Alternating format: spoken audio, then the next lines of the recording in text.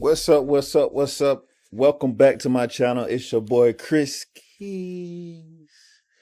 And I'm back with another video. Today we're talking about the new Logic Pro update. I'm going to talk about the two major things in the update that I really like that I'm immediately going to start incorporating into my music production. But first, shout out to everybody here in the US of A. Happy 4th of July.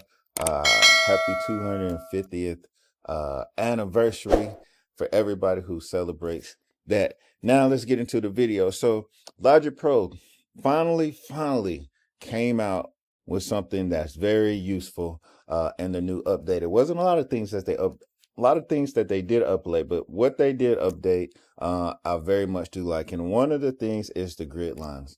If you're a music producer or engineer, if you're moving tracks around, this is one tool that's going to make it a lot easier for your music production. And to go to this, what you want to do is go over here to Logic Pro, and you want to go to Settings, and under your Settings tab, go to View. And from there, when you're in the view, just go to Tracks. And from there, you see this new category that says Grid Lines. Now, first off, you look at the placements right here. Now, what this is going to kind of like, do you want it to be in the front or the back? It says background or foreground. So they could just put the back or the front. But in the background, you can see when you have a track, it's not going to, the track is going to be in the front. If you put foreground, you can see now, you see how these tracks, the little lines appeared over the blue lines right here. That means they're in the foreground. So once again, in the background, the lines are going to disappear. Right here in the blue. Let me do it again. They go to the foreground. Those lines are going to appear. So background, foreground. All right. The next thing is you have automatic, the color. If you click on the automatic, you want to have the horizontal and vertical pop up. So now you have the option of, you can go with the black or the white. So I can go black, or I can go with the white lines. And you can see you have the vertical lines, you have the horizontal lines, which is very cool. And within that, you can change the, I guess, what is it, the transparency of it. So now I can determine how thick or how much I want to see of the black lines or the white lines, which is very cool. You can mix it up. You can have a little bit of white, a little bit of black, you know, a little bit of swirl, a little bit of this. It's your world. But yeah, so I think that's very cool. A great addition. Thank you, Logic Pro, from that. And once again, you have the other settings with the appearance. You can change the background, stuff like that. All right, so grid lines, the first update, that is a major plus. Thank you for finally giving us that, Logic Pro. All right, the next thing is, once you do the update,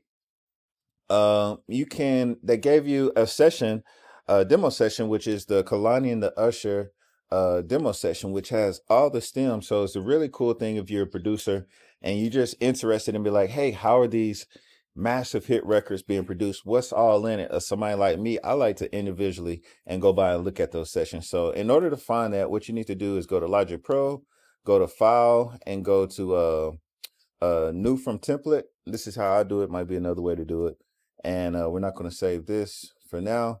And if you go up under Demo Projects, you'll see the session, Kehlani Shoulda Never featuring Usher. So let's open that session right there. And I don't have the M1 chip on this particular MacBook, so some plugins might not work. But here is the session. So I think you have all the vocals, which is 20-something vocals chopped up. You have all the drums. You have all the bass, the keyboards.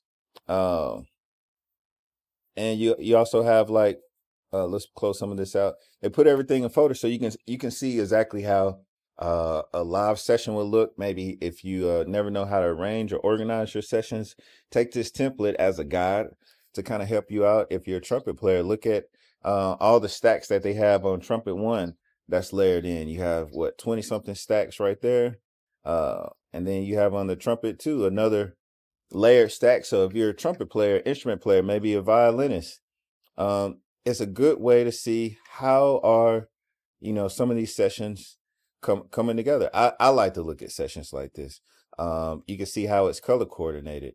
Let's look at some of the violins right here. Let me move this up a little bit. So now you can see the violins, massive.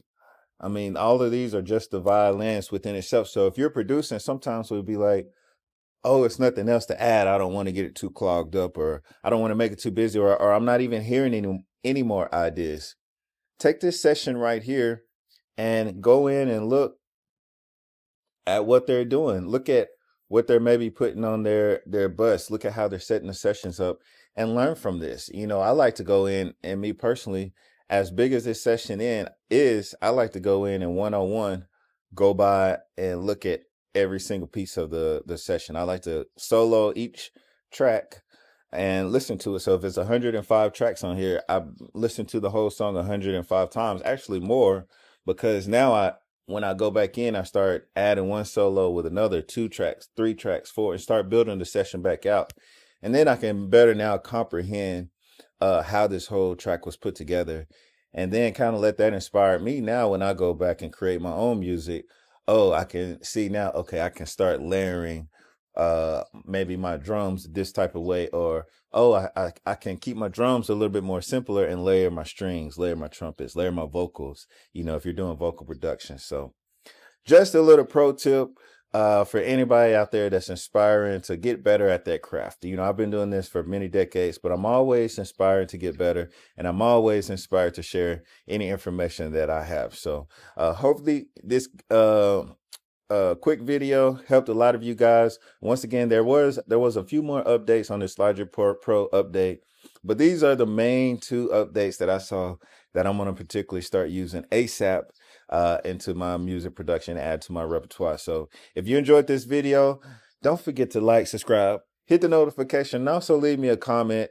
Tell me what you like best about this video, if anything else that you would like to see. But until next time, it's your boy Kris KeyZ. Y'all be safe out there and have a blessed day. Peace. Love y'all.